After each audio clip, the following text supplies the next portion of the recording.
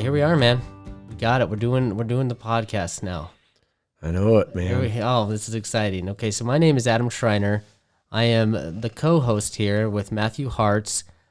I am what you would call your casual Beach Boys fan. I love the Beach Boys. I love their music. Don't know a whole lot about their story. And I mean, I saw Love and Mercy and I love that movie, but I don't really know a whole lot about the story, how it all got started, and we're in their 60th anniversary, so this is the perfect time to learn about the Beach Boys in a more, in-depth manner, and that is why we have Matthew Hartz here, co-host. I'll let you take it, Matthew. This is kind of your thing. You have the knowledge. You're the Beach Boy enthusiast. You're the what I would consider an expert on the subject. A Beach Boy nut. Yeah, I can't really take credit for the idea because, like we've discussed, up until about the beginning of February, I wasn't even really sure of what a podcast was. Yeah. Enter me. Let me show you, help you out here. And it's hard for me to take credit for the idea, although I am the guy behind the information and have been building this Beach Boy knowledge over the entire course of my life. Yeah. So about what, 40 years or 40? No, I turned 52 this May 1st, and I've been listening and into the Beach Boys heavily since I was 3 years old. And honestly, you love the Beach Boys more than most people love most things as well. And I'm excited to share that passion with you. And well, the passion was there from the very beginning. It's the intro to California Girls, and I won't go into a bunch of heavy detail about where I heard the music first, but my mom had 3 records. She had Little Deuce Coupe, the 1964 concert album, and Summer Days and Summer Nights. And it was that first song that opened side 2, California Girls, the introduction to that. And it's about 20 seconds long or something. It's that blew my little mind. And I didn't even know much about music back then at all. I just knew there was something magical going on. I didn't know that it was the combination of all those instruments making those chords being played in the beginning of that, and with all that color and everything. I call it the Big Bang moment of my musical life.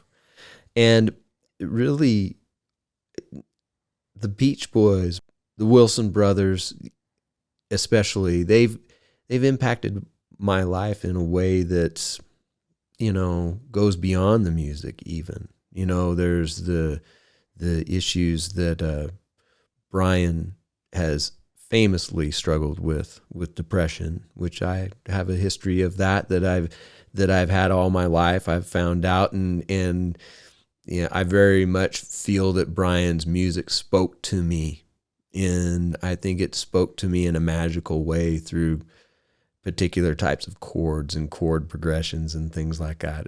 But it really has impacted all areas of my musical life.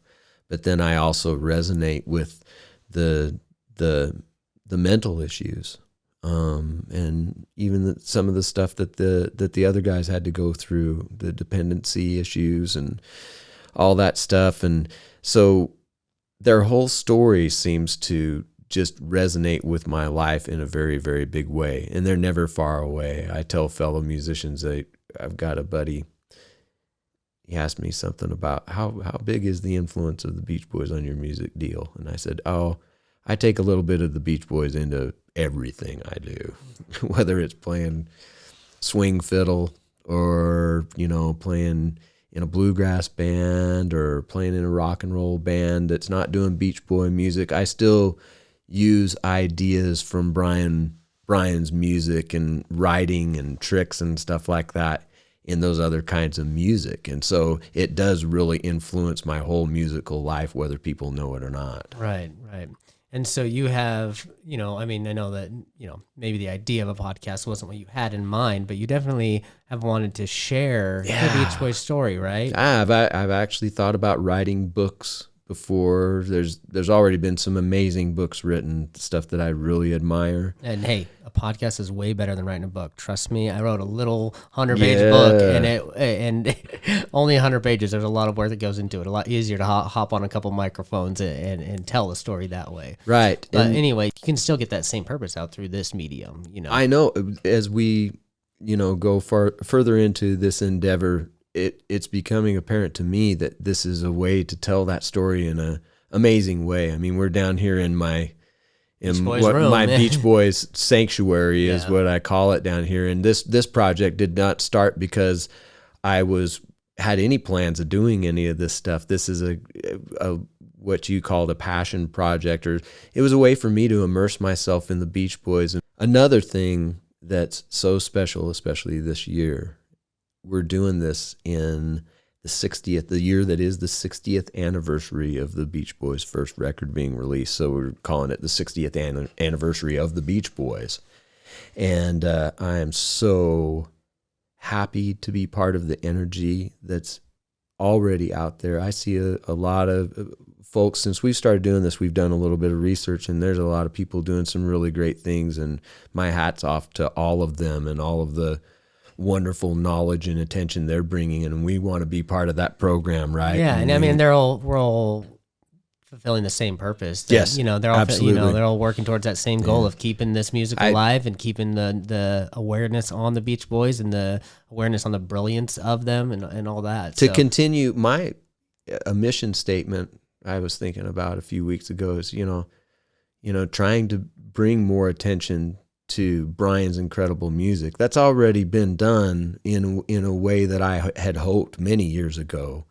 But I want to continue to do that because I think it's still not fully understood, and I'm still amazed by the new musicians that come to me that want to find out more. And I've, at some of the music clinics that I teach around the country, I do as much teaching on Beach Boy harmony type subjects and also Beach Boy history type stuff as I do for, like, say the bluegrass and the jazz stuff that I'm involved with. So let's just take a second and just kind of just dig in a little deeper to a little bit of your background, your personal background, and what exactly you've done with your musical career. Just real quick, if you can just kind of give a little timeline of the progression of your musical career, and then we'll kind of fuse those in with the Beach Boys as well. We're always fighting this. Don't want it to be about me, but I guess a bit about me is important to the story. Yeah, for sure. And also just so that our listeners know who you are, your background, and so don't have to go Google you. I was born in Twin Falls, Idaho. My dad is a great musician and was into lots of different music when I was growing up, especially early. My earliest memories are him playing the banjo. In the early 1960s, he taught himself to play the 5-string banjo, both the Scruggs style and other styles. He was influenced by Pete Seeger, so he did some frailing styles and clawhammer. I think he called it clawhammer type stuff. Anyway, my dad was playing the banjo besides doing other musical things. He played in bands growing up. He was in the BJC, like Philharmonic or orchestra in the late 1950s. He played the tuba. But he was a big Dixieland jazz fan, early jazz, right? And so I got a heavy diet of that early on. But he was also into lots of other music. I got those Pete Seeger records. He had a bunch of Kingston Trio records, Simon and Garfunkel, Peter, Paul, and Mary. He had a lot of stuff. He liked the Mamas and the Papas for pop stuff. Lots of old country. It's hard to name everything, but it was a very diverse collection of records. My mom also is a big fan of music, not much of a musician. She plays a little bit of accordion and she sings well.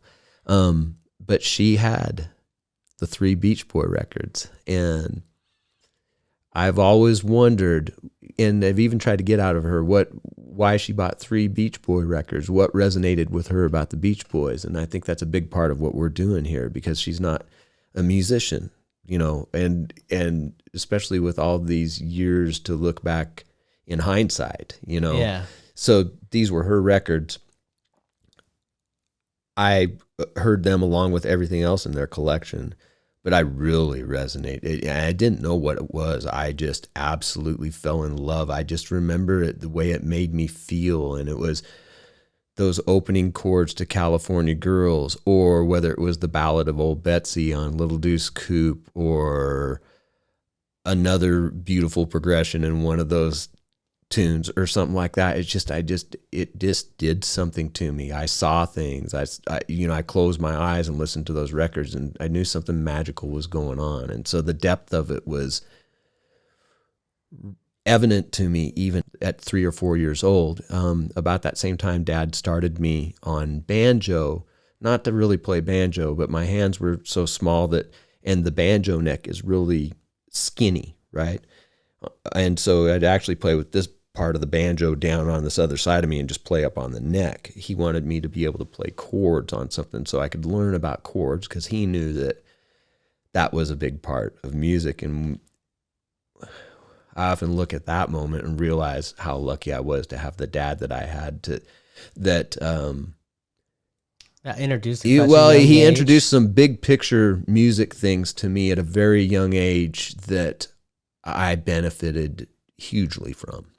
And so got me started on the banjo, but not really to play the banjo. And I was even early on, me and my brother singing Beach Boy tunes and me strumming a banjo. I got in Little Deuce Coupe, just playing the changes on a banjo. Mm-hmm. It was a couple years after that he probably just had me move to the guitar, and he played a little bit of guitar, and he showed me my first chords. And then we'll get fast forward to about 8, and he had a business associate that we were living in Pocatello, Idaho at the time, and he was, this business associate was in Blackfoot, Idaho, and he had a little music store section of his furniture store, and Dad either traded him or picked up a 3/4 size violin and brought it home for me to try to play. We have my dad's dad and my dad's grandpa and my dad's grandpa's brothers all played the fiddle. But Dad and Uncle Sam, they were musicians, but they didn't ever pick up the fiddle. So I wonder often if maybe Dad got that 3/4 size fiddle because it was in the fiddle music was in the family. And Sure. So why did he bring that fiddle home? But anyway, brought the fiddle home, said, why don't you go try orchestra on Monday? And so I went at 8. And then it was a couple years later, or maybe a year and a half or so after some private classical lessons, I was introduced to some old-time fiddle styles and fiddle competitions, which were a big thing here in the Western United States at that time. They were a lot bigger than they are now. There were fiddle contests that actually have been around in American history for a long, long time, almost dating back 300 years, So anyway, I entered that whole scene, and I ended up winning some national fiddle titles when I was in my late teens and early 20s. Okay, so you win some fiddle titles. So Yeah. a couple national. And so specifically the Grand National Fiddle Championship in Weiser, Idaho, which most people in Boise don't realize that is, one of the biggest contests in the nation, or it still is for what they have of those things. And then I won that in 88 and 92. And then I won the Grand Masters Invitational contests that they have in conjunction with the Grand Ole Opry in Nashville 3 times in 89, 93, and 95. And then I won what they called the World Championship back then in Crockett, Texas in 1988. So that was kind of the heyday of all the fiddle contest stuff. Yeah. And then, that's, then I started doing other things after that. Right. Just kind of getting out of college and going to work, had a music store for a long time and played music. Yeah, and you have said to me before that, even though you won these titles, it actually is kind of a small, in the big picture of your musical career, it's kind of a smaller, Well, it's a smaller smaller deal, or I guess I don't know. It's just not much of. It doesn't have much to do with what I do as a musician. Oh, okay. Now. Okay.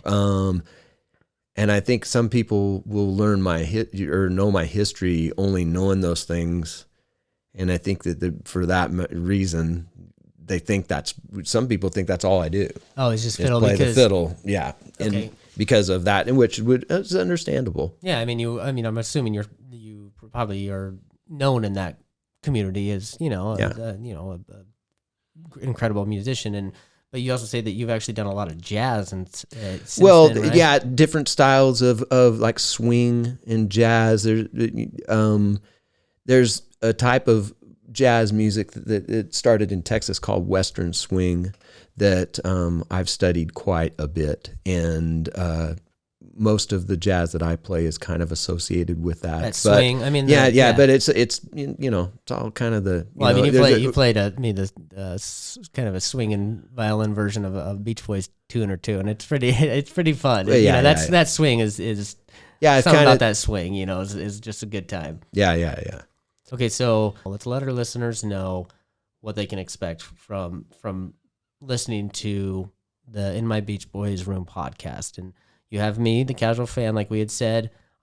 Matthew's going to be teaching me, educating me on the story. Nothing's off limits. I'm probably going to ask some silly questions. I'll probably ask some good questions, but hey, we're going to do it live. Live. Yeah. There's no such thing as silly or good questions. If you authentically have a question. Yeah. Well, I mean, and sometimes you just, when you've said just little things about the Beach Boys, I'm like, well, okay, wait, hold on.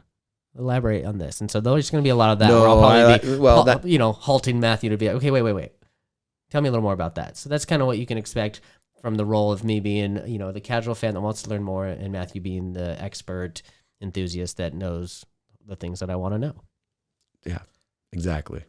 Again, I want to reinforce the all things Beach Boys. Not just the music, not just the history. I want to get into a lot of things with this. I think it's wide. It's fertile ground for discussion, There's plenty of it to discuss. Yeah. So, I also want to continue to bring in some neat ways that my folk and swing music background is intersected with my Beach Boy background, and some really cool things and stories associated with that. And I also have some friends who have done some really cool things, like, played on Beach Boy records, and people that have been involved with the organization. And then also some friends that people will know who these folks are when we have them, and they're musicians that not most people know how heavily influenced they are by Brian Wilson. And just getting them to tell their stories and to bring more, so we can bring more listeners maybe into a discussion of, the greatness of Brian and the Beach Boys, and maybe through, some sort of a triangulation of that nature, it'll really, and especially if the guest understands where we're trying to go with this, and trying to bring the casual listener into more of an understanding of what's going on.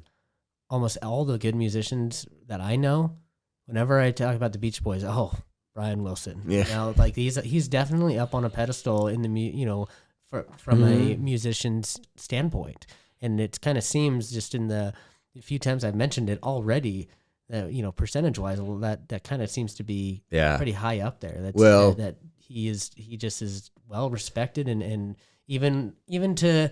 Not even super famous musicians or anything like that. Just everyday, just people who are studying music. Just Brian Wilson and the Beach Boys really, they stand out. I see that at the clinics that I'm involved with on a big level these days, and it is so not just there, but just overall awareness about it is bigger than it ever has been.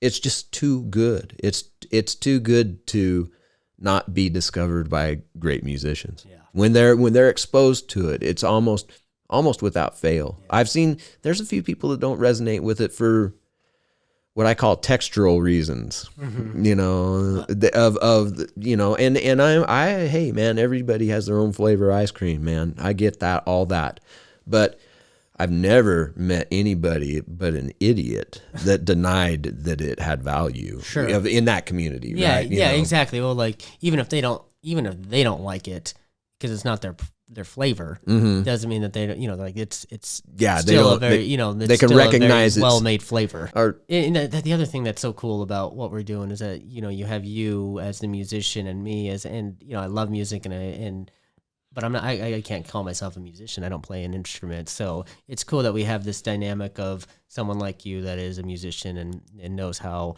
special the music is, and me not necessarily knowing how special the music is on that level, but knowing that that's special on the level for it is for me. Hey, it resonated with you for a reason, and probably some of the same reasons it resonated with my mother, which is why I was given the music. Yeah. Well, it wasn't for musical reasons. Right, exactly. I believe it was more spiritual and emotional. Yeah, that's so cool. So we're gonna have social media to an extent, and we'll have a YouTube channel so you can check out this In My Beach Boys Room setup. It's pretty cool. The visuals are definitely worth checking out. But we'll probably get our first episode on kind of how things got going with the Beach Boys, and Matthew and I will start our discussion, and I'll ask him questions, and we'll go from there. So thank you very much for being here with us, and we hope you come on this journey with us. Yes, and happy 60th anniversary to the Beach Boys. And remember, folks, the smile that you send out returns to you.